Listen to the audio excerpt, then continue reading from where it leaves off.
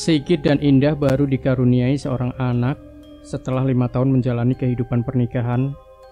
Anak tunggal mereka yang kini berusia 3 tahun menjadi pusat kasih sayang mereka. Hidup mereka berjalan dengan lancar dan harmonis. Sigit bekerja sebagai buruh pabrik, sementara Indah mengabdikan diri sebagai ibu rumah tangga yang setia. Namun belakangan ini, kehidupan mereka menghadapi tantangan. Pengurangan karyawan di pabrik tempat Sigit bekerja membuatnya harus menerima kenyataan pahit. Ia dipecat dan hanya mendapatkan pesangon sebesar 10 juta rupiah. Kebingungan melanda pasangan ini mengenai langkah apa yang harus diambil selanjutnya. Akhirnya mereka memutuskan untuk membuka warung ayam goreng di pinggir jalan provinsi. Dengan modal pengalaman Sigit yang pernah membantu orang lain berjualan, mereka merintis usaha ini dari nol. Meskipun telah berusaha sekuat tenaga, mereka belum berhasil menarik pelanggan. Baru 1 minggu, Pak. Tenang saja, siapa tahu nanti ada pembeli. Indah mencoba menenangkan suaminya yang mengeluh karena sudah 1 minggu ini belum ada pembeli sama sekali. Setiap hari, ayam goreng yang sudah mereka siapkan terpaksa mereka bagikan kepada tetangga. Indah tetap berusaha optimis dan meyakinkan suaminya bahwa segala usaha butuh waktu. Tetangga-tetangga yang mencicipi ayam goreng mereka selalu memberikan pujian dan menyarankan untuk berjualan di kampung saja. Namun, Sigit dan Indah merasa tidak enak dengan Pak Rondi, seorang tetangga yang sudah lama berjualan ayam goreng di kampung. Pak Rondi sering membantu mereka dalam berbagai kesulitan, hingga mereka tidak ingin menyaingi usahanya. Hari demi hari berlalu dengan keadaan yang tidak berubah. Sigit pulang setiap hari tanpa membawa uang. Beberapa tetangga yang merasa kasihan dengan keadaan mereka terkadang membeli ayam goreng secara diam-diam. Meskipun begitu, penghasilan yang didapat tidak cukup untuk menutupi kebutuhan sehari-hari.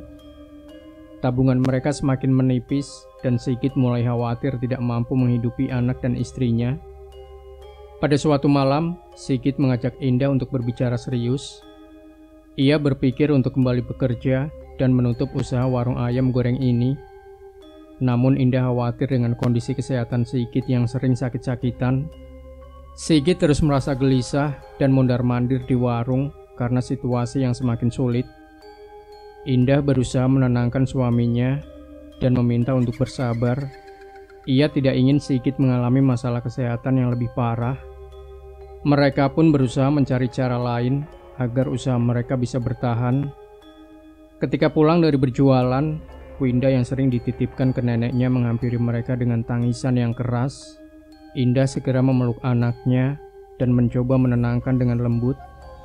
Winda mengungkapkan bahwa ia merasa sedih karena tidak diajak bermain oleh teman-temannya yang memiliki boneka kelinci.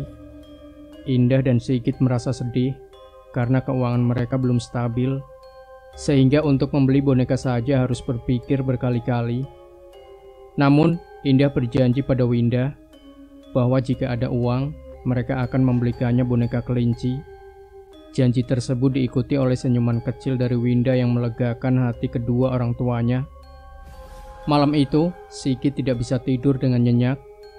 Ia terus memikirkan bagaimana caranya agar dagangannya laris dan tabungan mereka tidak cepat habis. Sigit menyadari bahwa mereka harus mencoba berbagai cara agar usaha mereka berhasil.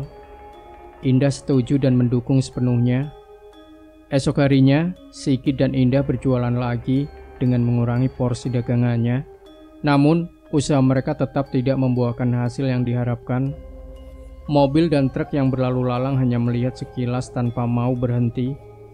Meski begitu, Sigit dan Indah tetap berusaha dengan sabar, berharap suatu hari usaha mereka akan membuahkan hasil yang lebih baik. Tak terasa hujan mulai turun dengan rintik yang semakin deras. Sigit, pemilik warung ayam goreng yang baru dibukanya, memperhatikan dengan penuh harap ke arah jalan. Di kejauhan, dia melihat 3 motor yang menepi, membuat hatinya berdebar penuh antusias. Dia berpikir, mungkin pengendara motor-motor itu akan mampir ke warungnya untuk menikmati ayam goreng sembari menunggu hujan reda. Namun, harapan Sigit seketika pupus saat melihat para pengendara hanya berhenti untuk mengenakan mantel hujan. lalu melanjutkan perjalanan mereka tanpa menoleh sedikit pun ke arah warungnya.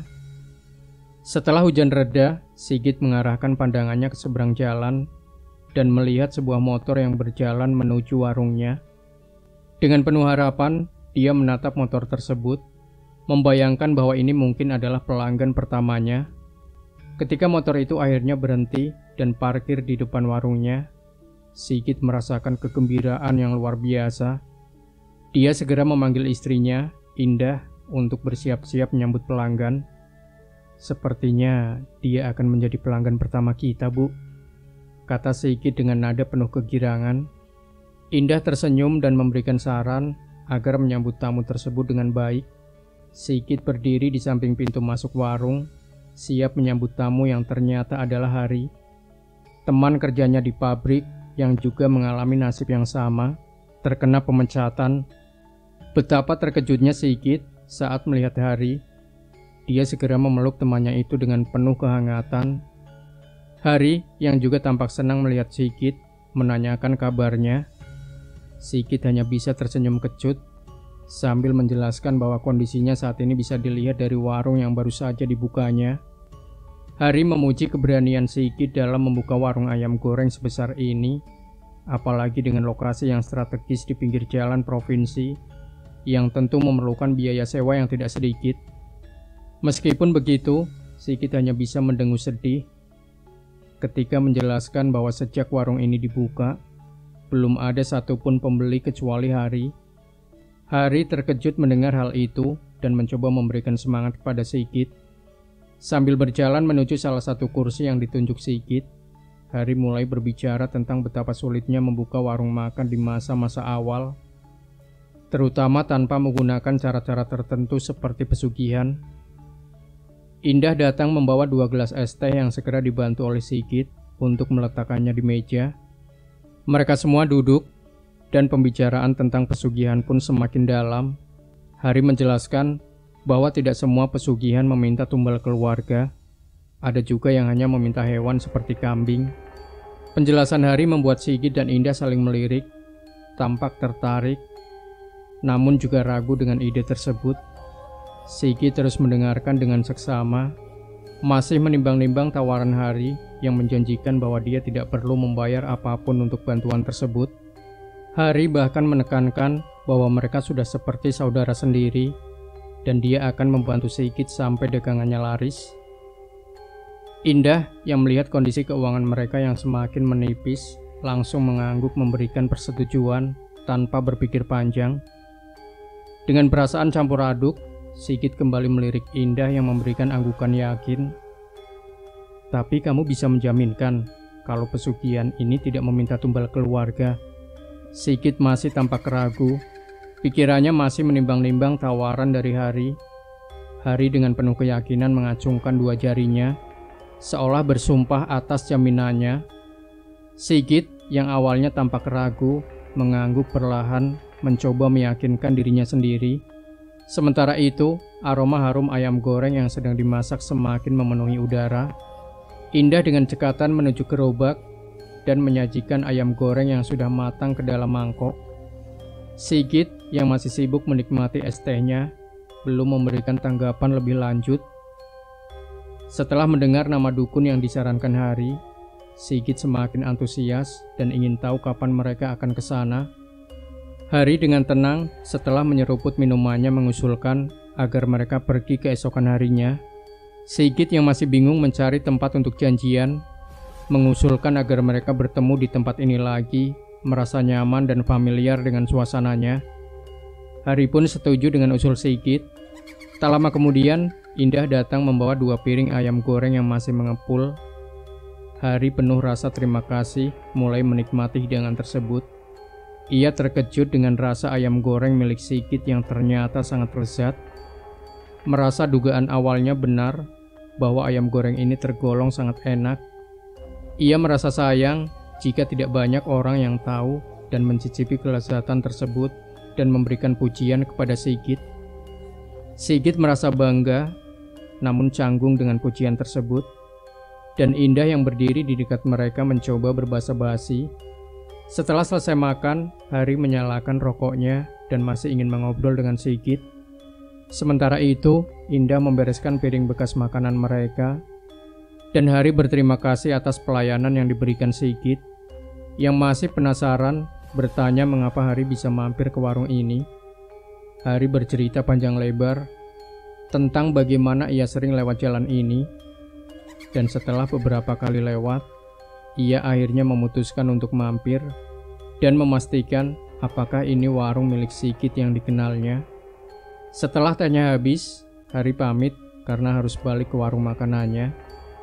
Ia mengeluarkan uang untuk membayar, meski awalnya Sigit menolak, namun akhirnya menerima sebagai bentuk persahabatan. Hari tersenyum dan mengatakan bahwa ia akan kembali keesokan harinya, lalu segera menarik gas motornya dan melaju pelan di jalanan provinsi yang sudah mulai lengang. Sigit dan Indah duduk di teras rumah menikmati malam yang lumayan dingin. Anak mereka, Winda, sudah tidur lebih dulu. Mereka membahas tawaran hari tadi, namun Sigit masih ragu dan takut jika terjadi apa-apa pada keluarganya. Indah mencoba meyakinkan suaminya bahwa tidak akan terjadi apa-apa seperti yang dikatakan Hari dan memberikan contoh yang sudah ada. Sigit tersenyum meski masih ada sedikit keraguan dalam hatinya. Tak berselang lama, Gunarni datang menghampiri mereka. Ia belum bisa tidur karena nyamuk di rumah menggigiti kakinya. Ia melihat Sigit dan Indah sedang berbicara serius dan menanyakan apa yang mereka bahas. Indah menjawab dengan spontan bahwa Sigit berencana menggunakan pesugihan. Mendengar itu, Gunarni terkejut dengan jawaban Indah tersebut. Gunarni merasa khawatir dan tidak setuju karena biasanya pesugihan meminta tumbal keluarga.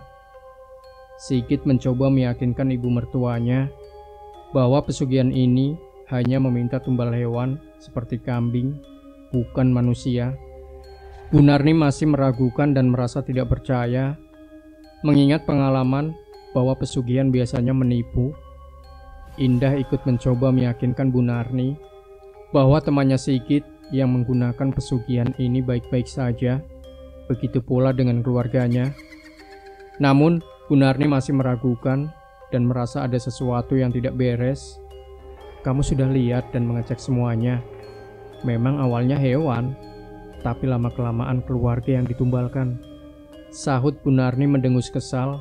Sigit dan Indah saling melirik dengan ekspresi yang sulit dipahami. Sepertinya Gunarni tidak bisa diajak bekerja sama, apalagi membahas hal tersebut. Wajah Gunarni yang seringkali tegas dan penuh dengan kekhawatiran, kini tampak serius, membuat suasana semakin berat.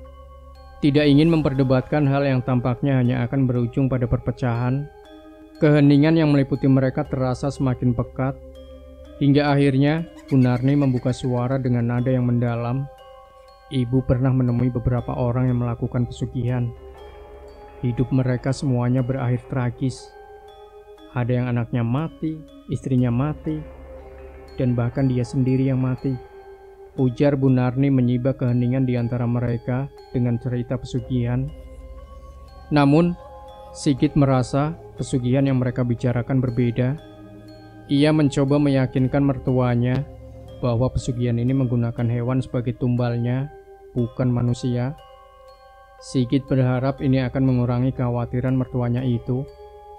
Tetapi, Gunarni dengan tegas menyatakan ketidaksetujuannya dan menolak bertanggung jawab atas apapun yang terjadi. Dengan perasaan kesal, Gunarni memutuskan untuk masuk ke dalam rumah, meninggalkan Sigit dan Indah yang hanya bisa menggelengkan kepala. Sikap Gunarni yang tidak bisa diajak kompromi dan cenderung menakut-nakuti mereka membuat suasana menjadi semakin sulit diterima. Akhirnya mereka memilih untuk beristirahat, menenangkan diri di tengah malam yang semakin larut. Hari telah berganti. Ketika mereka bangun, Sigit tampak kelabakan. Ia buru-buru memakai baju rapi, berusaha menyiapkan diri untuk perjalanan panjang yang akan dilalui. Indah dengan wajah penuh kekhawatiran ikut mengantar Sigit sampai di depan warung. Keduanya tampak menyisakan sedikit ketegangan dalam percakapan mereka. Hari yang sudah menunggu di atas motor bertanya apakah Sigit sudah siap. Sigit terlihat bingung. Sejak tadi ia terus menghitung uang yang ada di dalam dompetnya, merasa tidak yakin apakah jumlahnya cukup untuk perjalanan kali ini. Hari meminta Sigit untuk membawa uang seadanya dan berjanji akan menanggung jika kurang. Setelah berpamitan pada Indah, mereka pun berangkat. Jalanan provinsi mulai nampak ramai dengan mobil bis dan truk saling membalap, menciptakan irama yang penuh dinamika. Hari membawa motor dengan sangat gesit, membuat Sigit harus berpegangan erat pada baju belakang temannya itu. Merasakan debu dan angin yang menerpa wajah mereka. Setelah 1 jam berlalu, jalanan yang mulus mulai berubah menjadi bergelombang. Beberapa jalan tampak berlubang, menandakan bahwa mereka sudah memasuki area perkampungan. Sigit akhirnya terbangun dan menanyakan apakah perjalanan masih jauh, dan Hari menjawab bahwa mereka akan segera sampai. Motornya melesat cepat, menghindari lubang-lubang besar yang bisa membuat pengendara terjatuh jika tidak hati-hati. Tiba-tiba, pemandangan berubah menjadi lebih terpencil, dan mereka akhirnya sampai di rumah Mbah Karto. Rumahnya tampak jauh dari layak, dengan dinding-dinding yang terbuat dari kayu yang beberapa bagian sudah keropos.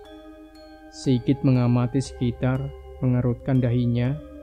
Suasana rumah Mbah Karto sangat menakutkan. Kepala tengkorak yang tergantung di kanan kiri halaman rumahnya membuat bulu kuduk Sigit meremang. Di dekat gerbang, tampak sumur tua yang sudah tidak terpakai. Tali sumurnya putus dan dinding sumurnya telah melumut, menambah kesan angker pada tempat itu. Perjalanan panjang itu membuat mereka berdua terjebak dalam keheningan dan sesekali percakapan ringan. Tempat Mbah Karto berada di kaki dari gunung berapi, sebuah lokasi yang memerlukan sekitar 2 jam dari warungnya. Sigit berkali-kali mengantuk di jalan. Beberapa kali kepalanya membentur pundak Hari. Hari yang paham betul dengan kondisi Sigit menyarankan agar Sigit berpegangan agar tidak jatuh. Hari mengajak Sigit masuk. Ketika mereka selesai melepas helm dan jaket, Sigit hanya mengangguk dan mengikuti Hari yang melangkah masuk. Begitu memasuki rumah, Sigit terkejut melihat 3 orang lainnya yang sedang duduk menunggu.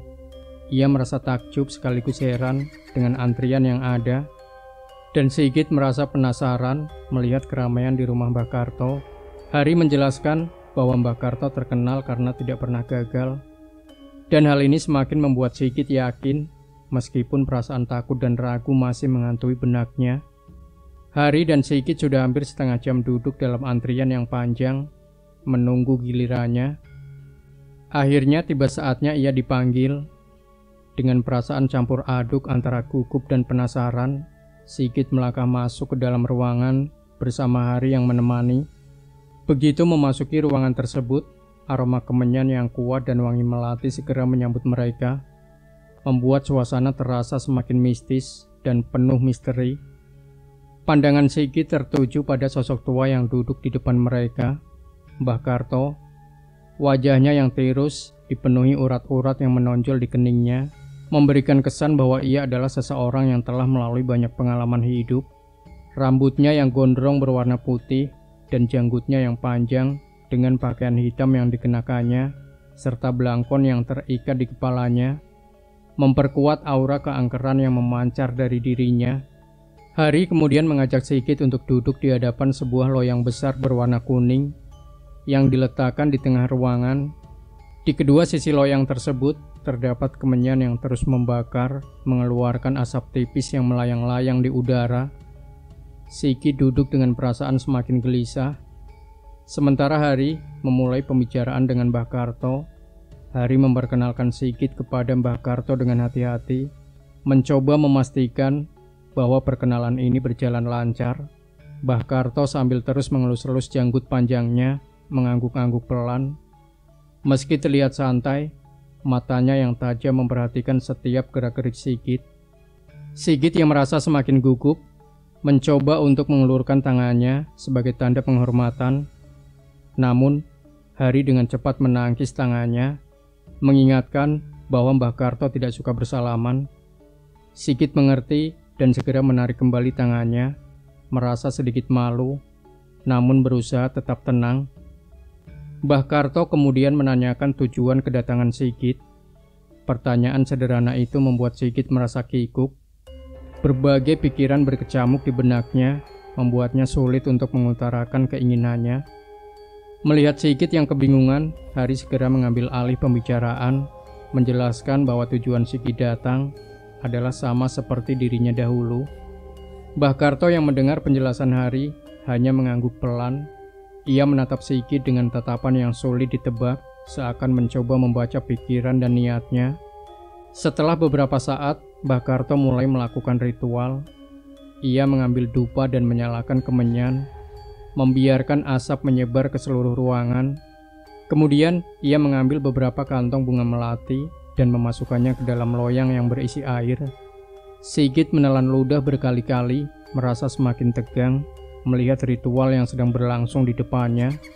Bau kemenyan dan bunga melati yang semakin kuat memenuhi ruangan, membuat suasana semakin mencekam.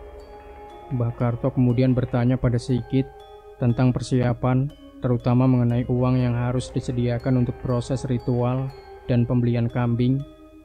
Sigit yang sudah diberitahu sebelumnya oleh Hari mengangguk. Ia menjelaskan bahwa ia telah membawa uang yang cukup.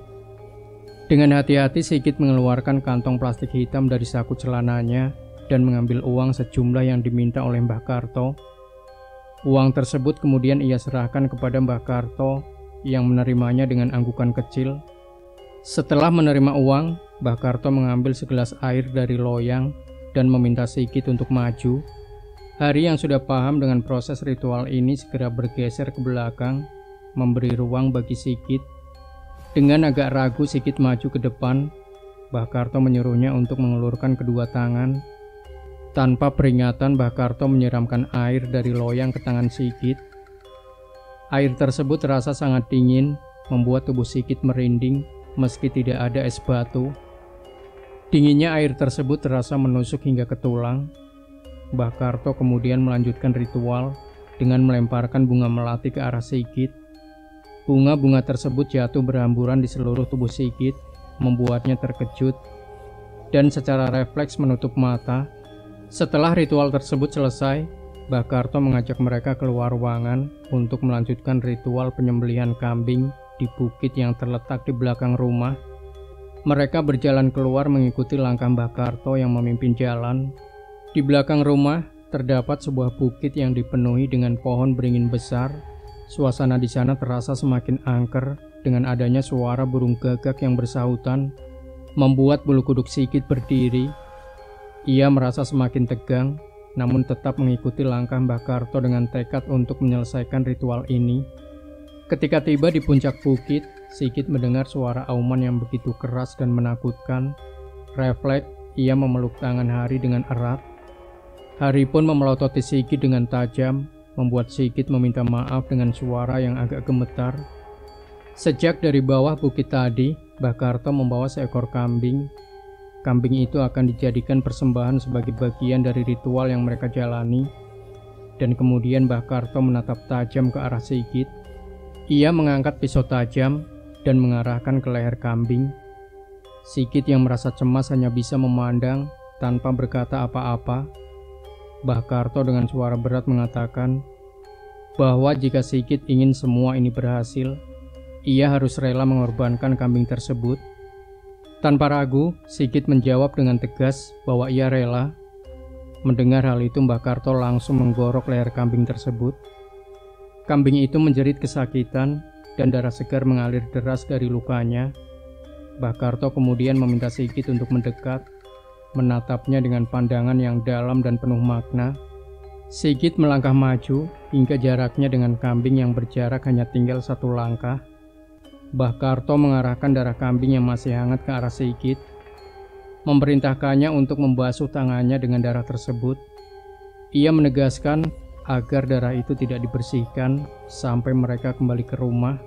Meskipun merasa jijik dan terganggu oleh bau amis yang menyengat, Sigit mengangguk dan menengadahkan tangannya. Darah yang terkumpul ia basuh ke kedua tangannya, menahan rasa mual demi mencapai tujuannya. Setelah selesai, kambing tersebut dibiarkan tergeletak begitu saja. Tanpa menunda lagi, Mbah Karto mengajak mereka turun dari bukit. Sigit berjalan dengan hati-hati.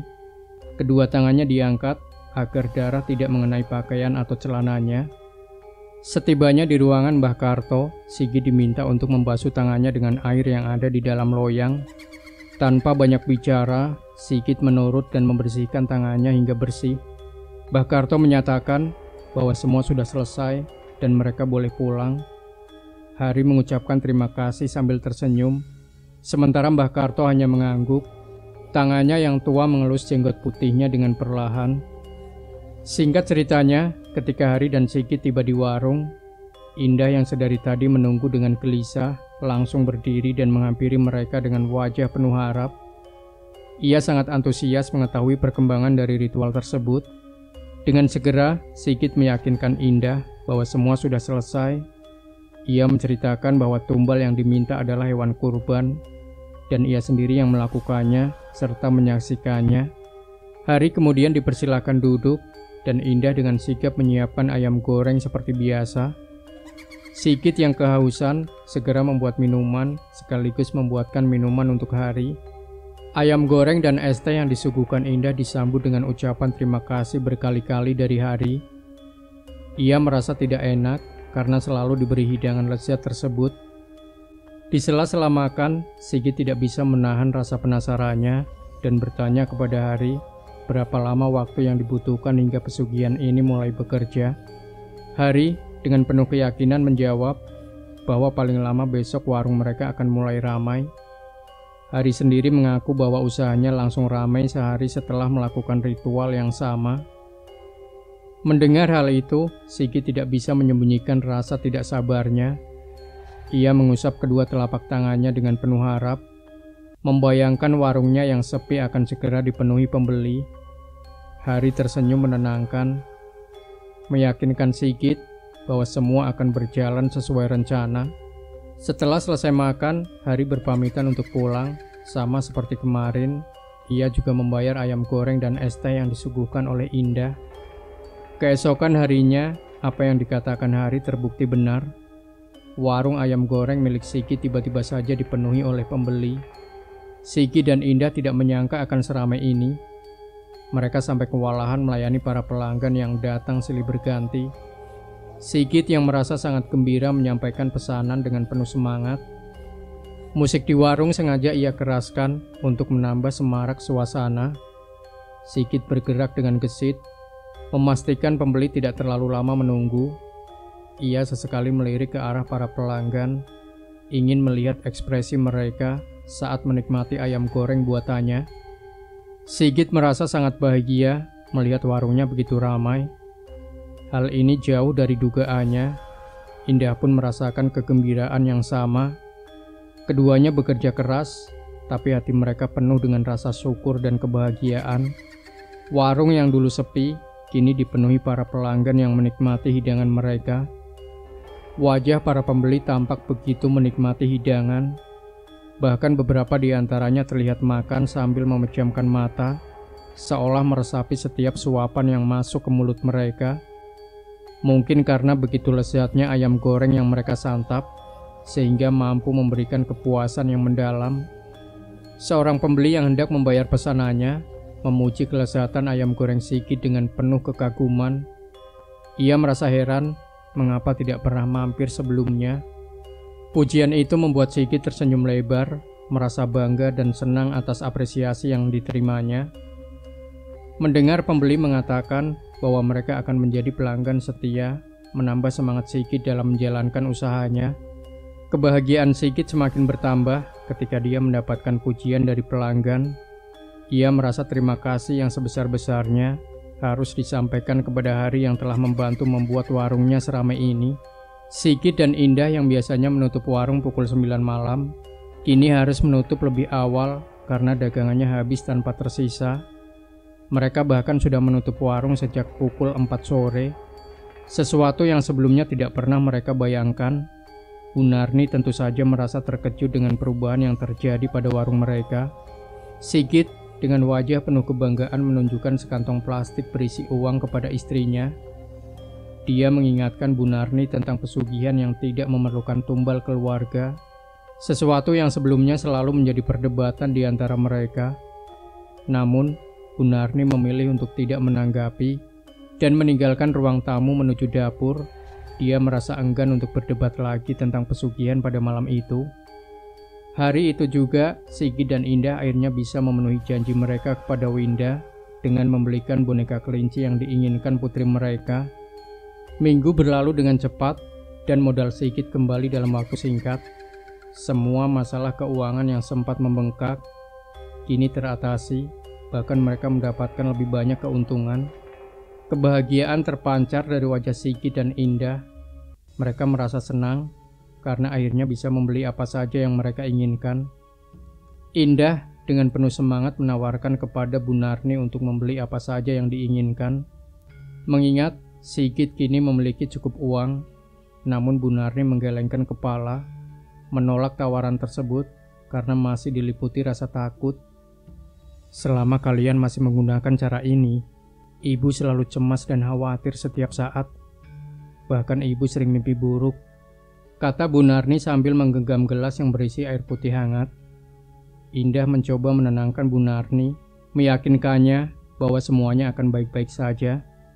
Dia meminta Bu Narni untuk percaya pada Sigit, namun Bu Narni tetap diam dan tidak memberikan jawaban apapun, meski hatinya masih dipenuhi kekhawatiran. Sebulan pun berlalu tanpa terasa. Sigit menyadari bahwa sudah saatnya memberikan persembahan lagi sesuai janji kepada Mbah Karto. Dengan diantar oleh Hari, Sigit kembali mendatangi rumah dukun kepercayaannya itu. Mbah Karto tampak tidak berubah sejak pertemuan terakhir mereka. Pakaiannya dan cara duduknya masih sama di sebulan lalu, membuat Sigit merasa takut dan segan bertemu dengannya. Mbah Karto dengan suara tenang menyatakan bahwa dagangan Sigit sangat ramai belakangan ini. Hal ini mengejutkan Sigit karena dia tidak menyangka bahwa Mbah Karto bisa mengetahui keadaan warungnya yang semakin hari semakin ramai. Sigit merasa kagum dan berterima kasih pada Mbah Karto, meskipun nada bicaranya tampak kaku karena rasa takut yang masih menghinggapi dirinya.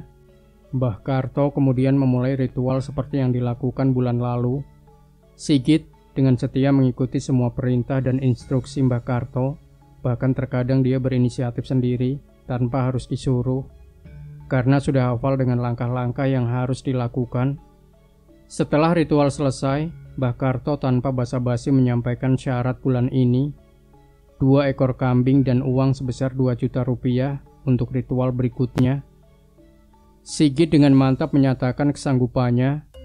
Penghasilan warung yang meningkat pesat selama sebulan ini membuat Sigit merasa mudah memenuhi permintaan Mbah Karto.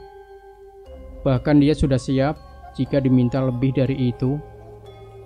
Ritual itu dilakukan seperti biasanya di sebuah bukit yang terletak di belakang rumah Mbah Karto. Bukit tersebut menjadi saksi bisu atas berbagai macam prosesi yang telah berlangsung selama bertahun-tahun. Di tengah suasana yang hening, 2 ekor kambing disembelih dengan penuh hikmat sebagai bagian dari ritual tersebut. Sigit yang sudah terbiasa dengan prosesi ini menjalankannya tanpa ragu. Setelah semua ritual selesai dilaksanakan, mereka pun pulang.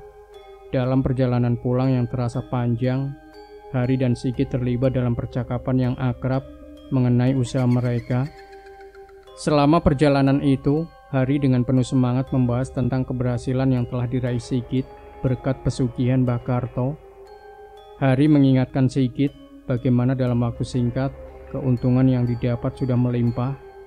Sigit mendengarkan dengan penuh perhatian, menyadari bahwa rekomendasi Hari memang selalu tepat.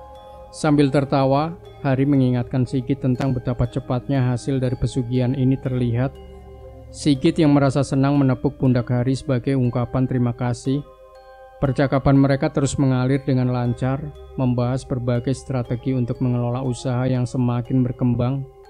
Hari memberi saran agar Sigit segera mencari karyawan tambahan, karena diprediksi warungnya akan semakin ramai setelah ritual ini. Sigit sudah memikirkan hal tersebut dan telah mengajak Juminten, tetangga mereka, untuk membantu di warung. Karena Indah, istrinya, tidak mungkin bisa mengelola warung sendiri.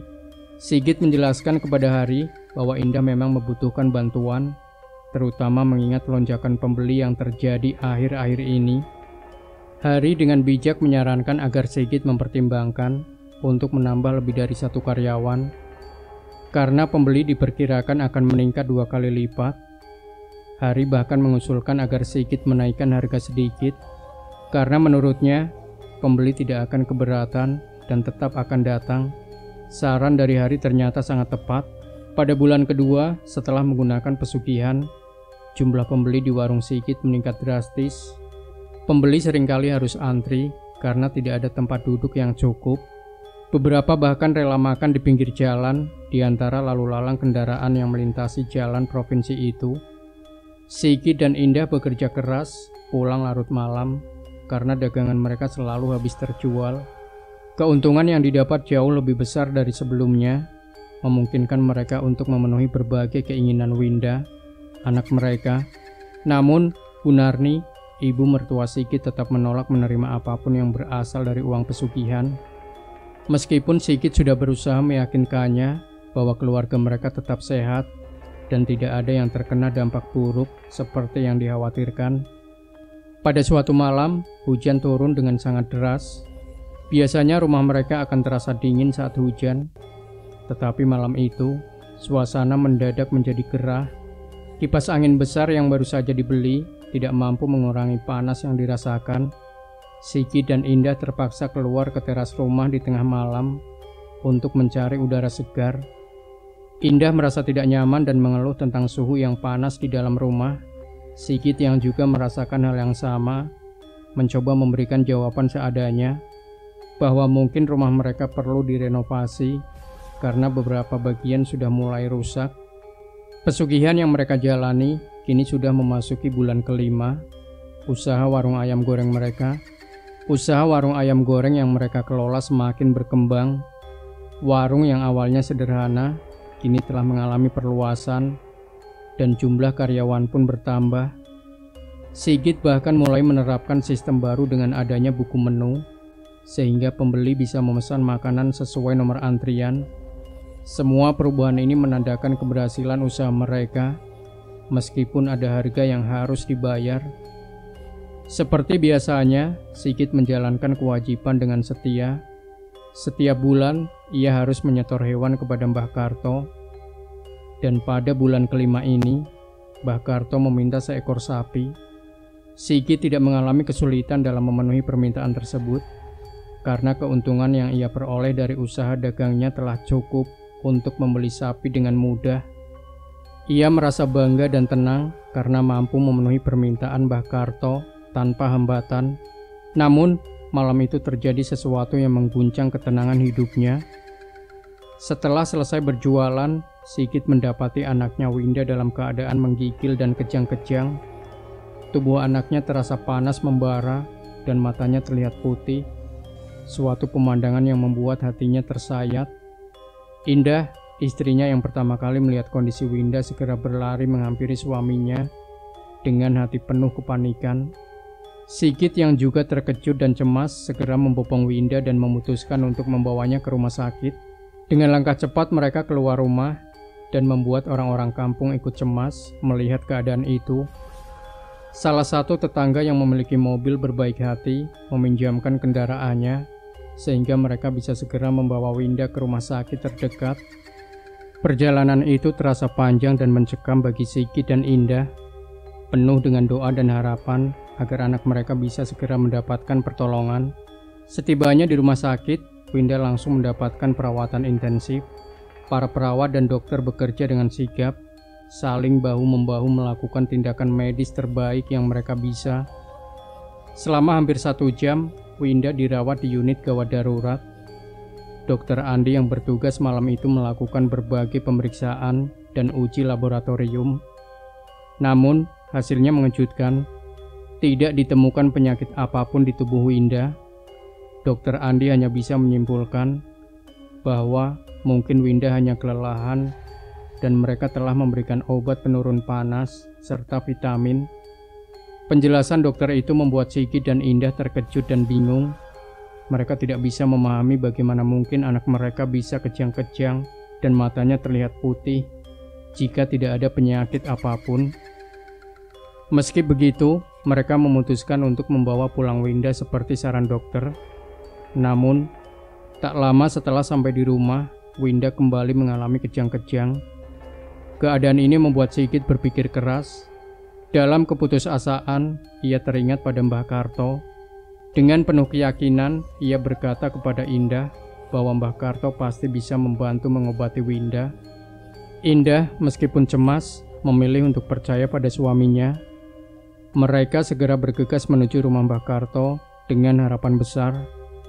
Ketika mereka tiba di rumah Mbah Karto, suasana tampak sepi. Mereka bersyukur karena tidak ada antrian sehingga bisa langsung